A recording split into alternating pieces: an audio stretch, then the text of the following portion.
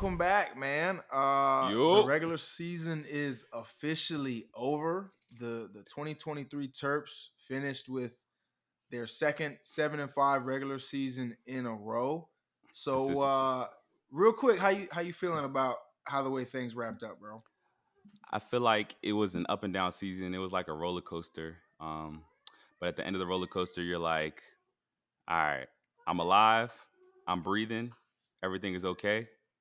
I live to fight another day. So I think ultimately the Terps had a good game against Rutgers. They got to a bowl game. Talia broke a record, which is not a feat that not a lot of people can say that they have done. So I think it's a good season to build on, and hopefully going into the future, the Terps continue to just stack because they locked in with locks. He got some bread. Yeah, man. Hey, that's a big part of it that a lot of people don't really realize. That seventh win got him a 1 year, $7 million extension. I think 2028 was the contract year that added on. So hmm I mean, not that he was going anywhere in the short term anyway, but hey, locking in that money, that's Yeah, what you want to do. So no, I'm 2028, yeah, 2028. So yeah, he got some five time on years. that deal, man. And the good thing is there still have been a lot of positive signs of growth. I know we wanted so much more for this team, and I think rightfully so. Um, I kind of tweeted about it earlier. Some people were recapping just how the season went. I think it was Torrey Smith. He talked about the lull against Illinois and Northwestern. That really can't happen. Obviously, he talked about Michigan and Ohio State and how close we were. Penn State was a total letdown. That one kind of Yeah, just doesn't it's a it rough one. doesn't compute. Our team was too talented to play like that against a team that is not a caliber of team to be watching them like that. And then the rest of the season, won 7 football games that they should have won, and they took care of those. So obviously, it leaves more to be desired. And I think the biggest question for me is, okay, what happens next for this program? Because we know what this team potentially was capable of. We saw glimpses of it, and it was just a little bit of not enough when you really needed it in the big games. You know, the not only the program's all-time leading passer, but the newly appointed king of Big Ten passing yards will no longer be in a Terps uniform in 2024. So it's like, man, where do we go in terms of that? Is the new guy in the building now? Does Locks go pull someone out of the portal, which I'm sure they're going to be doing plenty of because hey, December is that time period where that stuff happens, and Yeah. it's going to happen fast. So it's like, man, where do we go? Like, we're gonna have to replace some more talent. Do some guys stick around? I heard Prather potentially has an extra year with the COVID year and all that stuff. Obviously, he was a guy who got better basically every week as the season went on, and he became an impact player. Does He's Hemby out of come there. back? He's like a redshirt sophomore, so he could leave. He might not. Maybe he wants to come back and kind of prove that he has more magic left in him. Um, but that's a wrap on 2023 regular season. I feel like at the end of the day, bro, it's like we enjoyed it. We liked what was there, but just leaves you wanting more because I feel you like know they had more in them. Yeah, I feel like the Terps are the perfect TV sitcom suspense thriller type of team because at the end of every season they leave you with what is that thing called, a A cliffhanger, where they're cliffhanger, like, yeah, you find out on the next episode. You know what I mean? They're gonna go to the bowl game. They're gonna probably win that jump, and then we're gonna be like, wow, they low key is kind of good. Maybe next season, all the hype's gonna yeah. build up. Next season, Mm-hmm. get your new little quarterback in there. Everything's gonna hype up again, again, again. 3 wins, 3-0, 4-0, 5-0. And then we'll see what happens. Yeah, We'll see what man. happens. Place your Hey, bets right now. We'll see what happens at that time. no, that's facts, bro. I think like that's literally just a perfect description of not even just this version of the team, but just the program in general. And that's Yeah. that's where we're at. I will say it's a lot better than where things left off when I left, and the teams that were struggling before that. Like you do have a semblance of stability. One with your head coach. That's Yeah, where it for all sure. starts. And to have what is he going on 19, 20, 21, 22, 23. So this will be I think his fifth year if my math is correct. uh Going into his fifth year as the head coach, that's what you want because he's now had an entire cycle of guys he brought in as Mm. freshmen all the way through redshirt seniors, potentially guys who are still staying another year because of the extra years with That's very COVID and true. all that stuff. So it's like that's what you want. That builds continuity in the program. Assistant coaches, they come and go. Guys get promotions. Guys do, look for better opportunities, more money, whatever the case may be. But when you have that continuity at the helm, that that does leave the potential for things to continue on an upward trajectory. And the reality of it is, we may not necessarily have bumped that trajectory up this season, but it didn't go down. So, take that for what it was.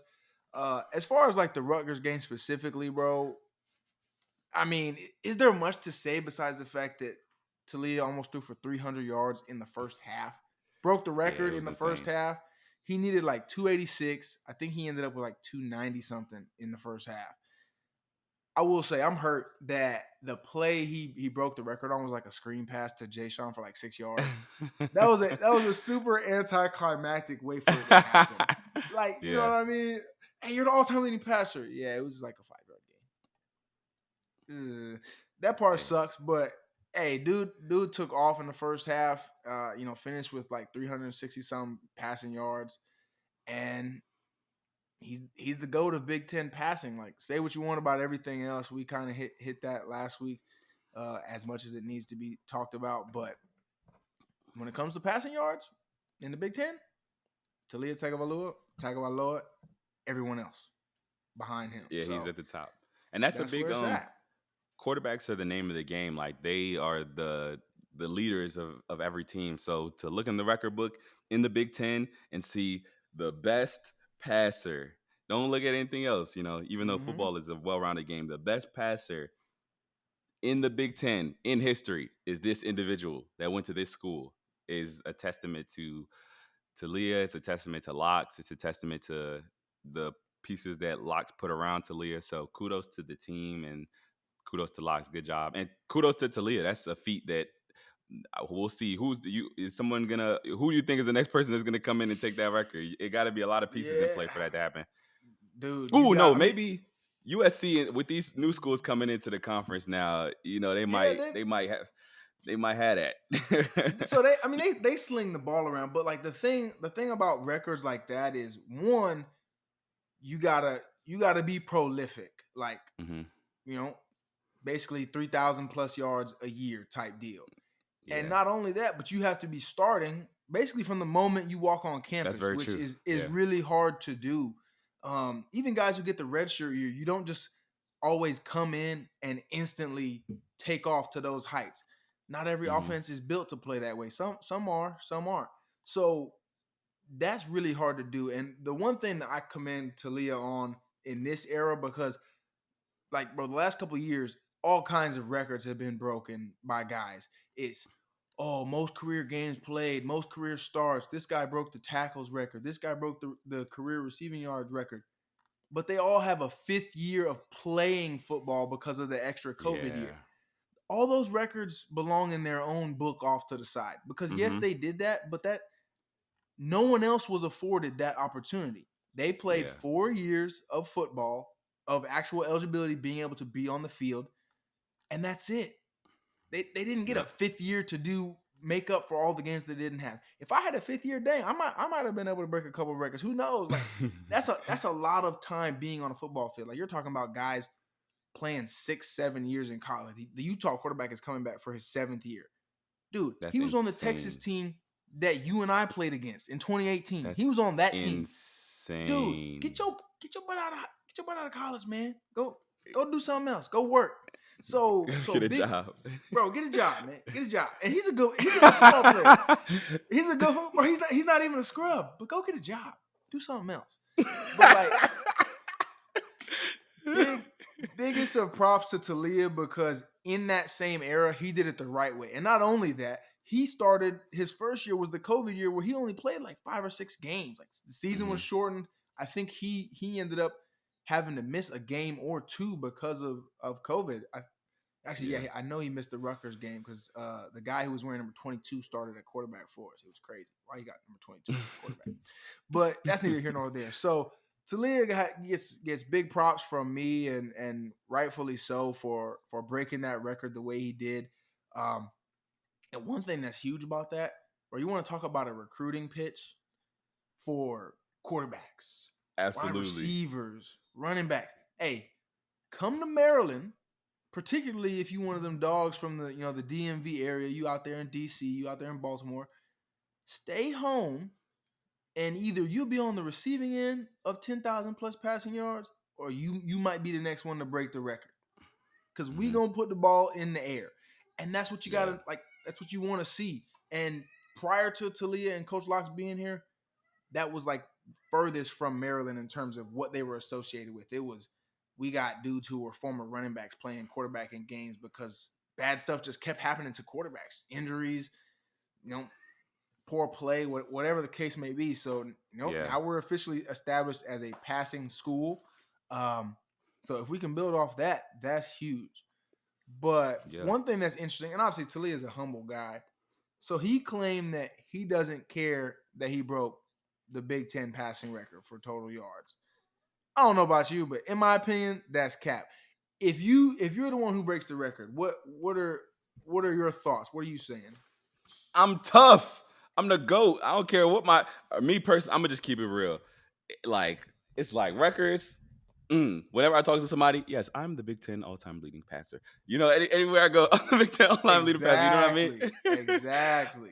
I'm talking my ish, man. Like that's especially in the Big Ten too. Like this is a conference. This isn't like the Pac-12 where folks just throw the ball. There's no defense. This is a conference where there are heavy hitters, heavy rushers, linebackers that are athletic. You got great safeties. So to be a freaking in the Big Ten and have a record like that is it's not a feat that is can be looked down upon. It's definitely something that I feel like you got to talk your ish about it. That's it's very impressive. I'm in the same boat, bro. Like, I mean, I'm not gonna be over the top with it, but there's only one person who gets to sit atop those Yeah, type of literally. record books. Like, he's not sharing that with anybody. There's not anyone else that gets to say, "Oh, I was close." No, man, that's yours. So, I Yeah. mean, props to him for being nice in the conversation with the reporter. But man, he knows that's stuck to his name forever, and that's And that's that's gonna something to be carry him proud of. too. Yeah, I mean, Yeah, bro, that's gonna that's carry him to the draft, to the combine. What you think he's not gonna get a combine invite? Absolutely, he's gonna get a combine invite. So have it's to. like, yeah, it's gonna definitely be something that because a lot of these, there were recruits that were the number one recruit in their high school class, and just off the strength of being that, they got so many more opportunities than Mm-hmm. Joe Schmo or any other guy that was a 3-star or 4-star. So like those accolades definitely carry their weight in gold. So I feel like it's something that's going to be very useful to him. And then the rest is left for him to, show out in his pro day, show out at the combine, which I know he'll be invited to, and then see where the chips lie from there. So I'm excited for him. 100%. I'm in the same boat. I think at the very least he should get an opportunity at the next level. Yeah, Whether or for not you sure. want to whether or not you want to talk about turning the ball over and making the smart plays. The reality is a lot of NFL teams they say, "Hey, I can coach that out of a guy. Hey, Hmm. I can coach a guy this new technique. I can coach a guy to say, "Hey, I need you to run this scheme. I need you to, be careful with the ball." Can't teach a guy to be able to put the ball on the money, on the far hash, 35 yards down the field, give a receiver a chance to make a play. You can't teach rolling out the pocket and launching at 65, putting it on the money. Those type of Yeah. things just only either you have them or you don't. So he's got all that in his bag, and potentially who knows what happens. Maybe he figures all that out and he's an even better NFL player than he was in college, and that would definitely be a sight to see. Getting into the bowl predictions, obviously everything will get sorted out after championship weekend, and then they figure out the playoff first on Sunday. Hmm. Last time we had talked, we were looking at like what the Las Vegas Bowl versus potentially like a USC. I think that'd be pretty cool. Obviously, Caleb Williams wouldn't be playing, but that'd be nice. Just playing against a big quality brand in college football and potentially being able to get a win, especially as they come to the Big Ten, right? Like perfect way to welcome them into our Little conference. preview. Yeah. Yeah, you whoop them in the bowl game. Um, and then there was another prediction that they end up coming down to Tampa for the ReliaQuest Bowl. That's my personal favorite.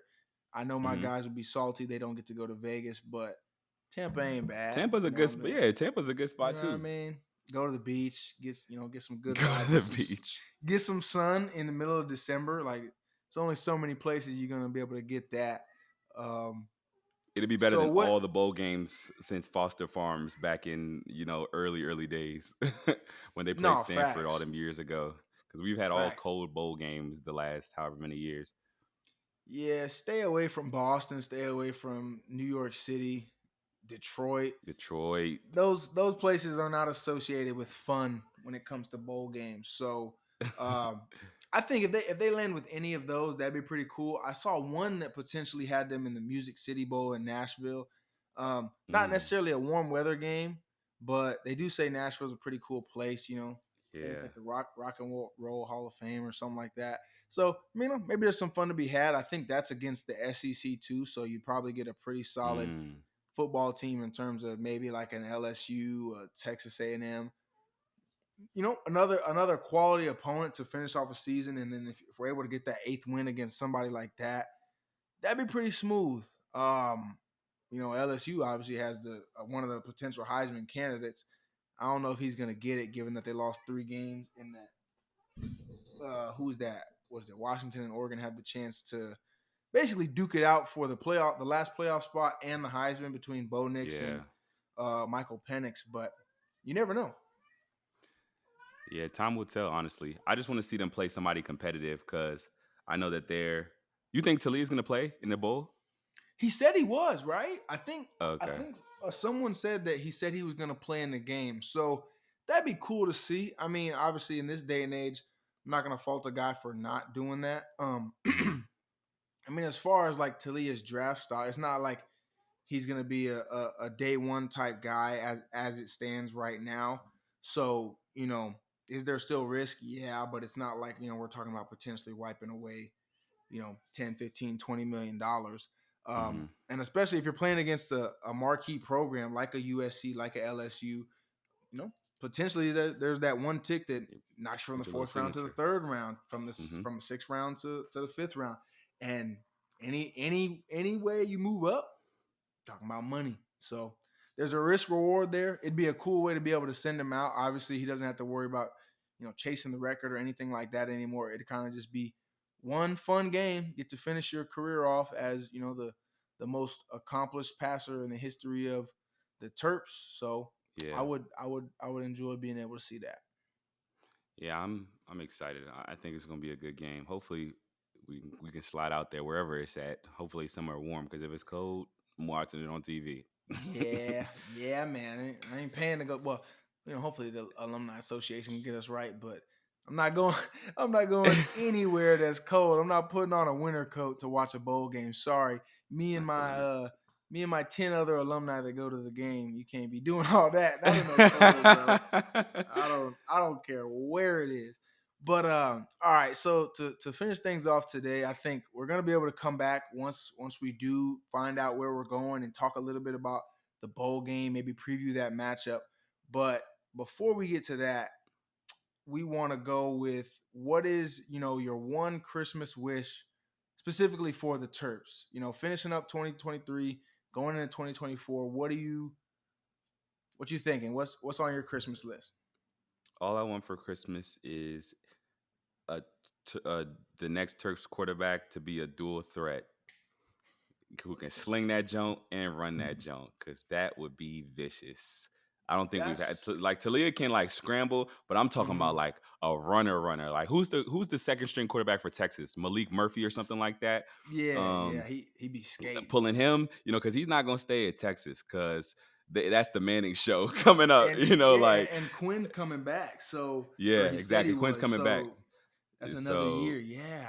I Yeah. feel like we get one of them. I feel like Locks could pull somebody like him to come through in real life, just wreak some havoc on the Big Ten, because Maryland hasn't really ever had like a prolific runner where he's giving that Joan off to Hemby, who will probably come back and then freaking Mm-hmm. running for 80, 90. I think that's the difference between us like beating those teams, bro. Like, Yeah. because if you got a dual threat quarterback that can play some ball, we already have the pieces. I think that would really wreak havoc on the Michigans and the Ohio States. That's the just the icing on top that we need to really have those close games be a dub.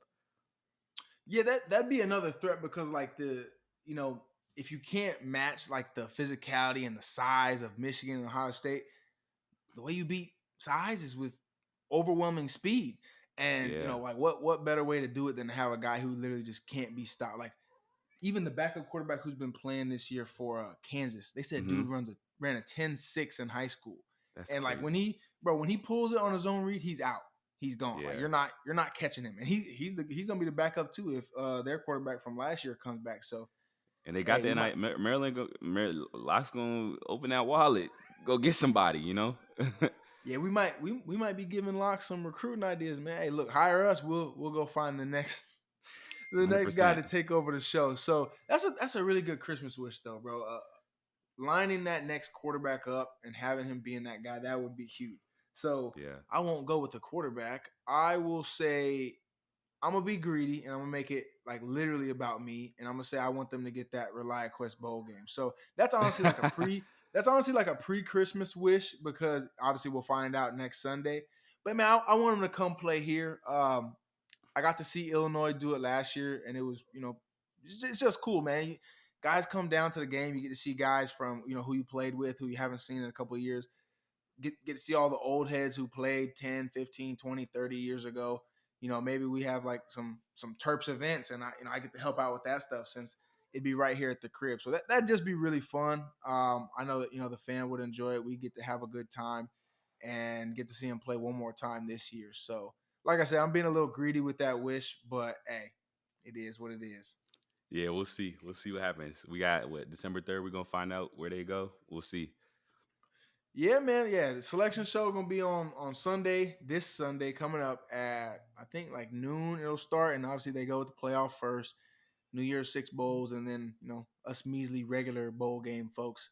We're at the end, so we'll see where we end up. I think that'll be really cool. Either no matter where they end up going, potential to win 8 games again this season, and really head off into 2024 with a lot of momentum, a lot of positivity, and wrap up another improving season for the Terps, man. I think anytime you get to win more games than you lose, that's what you need as a program, right? Like Yeah.